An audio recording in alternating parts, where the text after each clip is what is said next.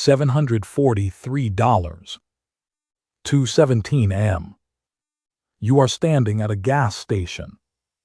The pump stops, your card gets declined. A notification lights up your phone screen in the dark. That is how you find out. Not from a bank letter, not from a phone call, from a small white rectangle of light at a gas station at 2 in the morning. The number you owe does not look like a crisis on paper. It looks like other people's normal lives. This is not dramatic poverty. There is no single moment where everything collapsed. It is something quieter and harder to explain. It is constant math. Every single day, constant math. You start doing it without realizing. The mental math always running in the background. Someone suggests getting coffee, $3.50. You check your bank app before you say yes. Sometimes you check it twice, just to be sure you read the number right the first time. Food delivery, $16 before the tip. You calculate what you already spent this week. You close the app. You eat what is already in the kitchen. A friend texts, "We're going out Friday, you in?" You tell them you are busy. You are not busy. You cannot afford the dinner and you cannot say that out loud. The air conditioner, $40 extra on the electric bill. You sweat through summer with the windows open. The neighbors have their air running. You can hear it through the wall.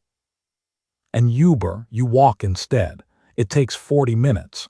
You tell yourself it is good for you. Sometimes you even believe it. When money is tight for long enough, your brain stops relaxing completely. Not at night, not on weekends, not even on days when nothing goes wrong. There is always a number sitting somewhere in the back of your mind. Always something to calculate, always something to prepare for. You become someone who is very good at seeming fine. You decide to do something about it. Not a big moment, just a Tuesday where you sit down, open a spreadsheet and start cutting.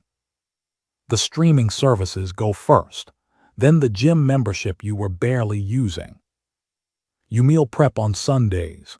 Rice, chicken, vegetables in plastic containers lined up in the fridge. It is boring, it also works. 3 months later, you have saved $1,100. You can see it in the account, a real number, a number that belongs to you. Then the car breaks down.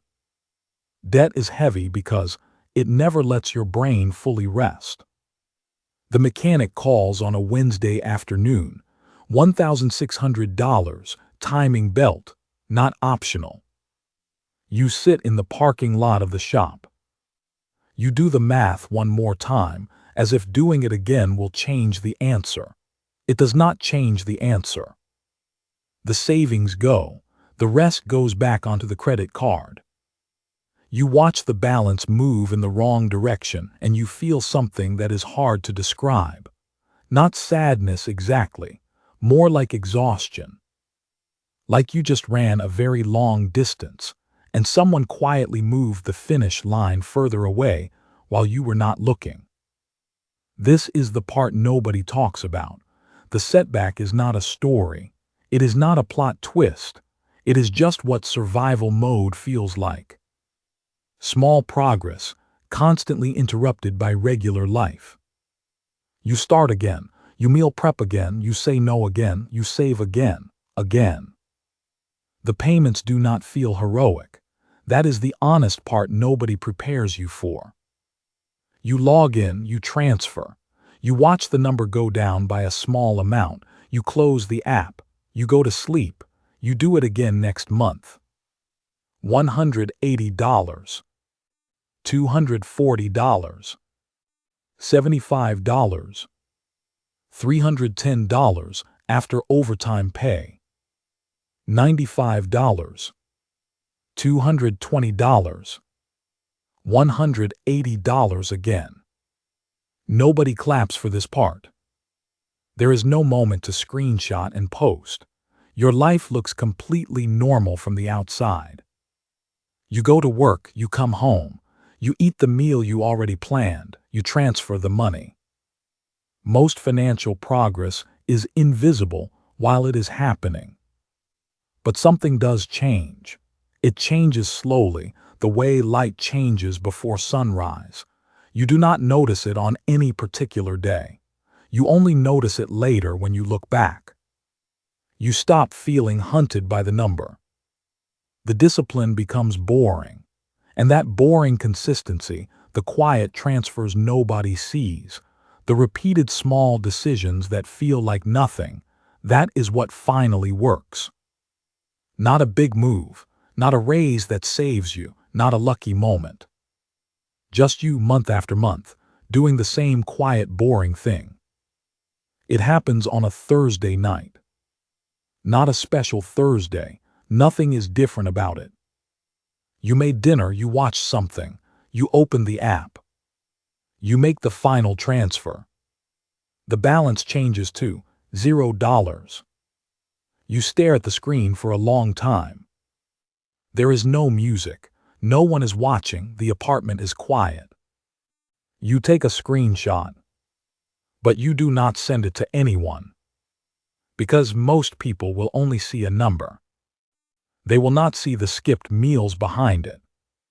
They will not see the panic at the gas station at 2 in the morning. Or the years of math that never fully let your brain rest. They will not understand why you are just sitting there in the quiet, not celebrating, not crying, not doing anything dramatic. Just sitting. Just breathing. You think back to that gas station, the declined card, the phone screen lighting up in the dark. You remember how small you felt in that parking lot. How the world felt like it was already moving forward without you. That feeling is gone now, not because everything is perfect, not because you are wealthy or safe or finished, but because for the first time in years, your future does not feel like an emergency. Zero did not change your life overnight, but it was the first moment your life finally felt like yours again.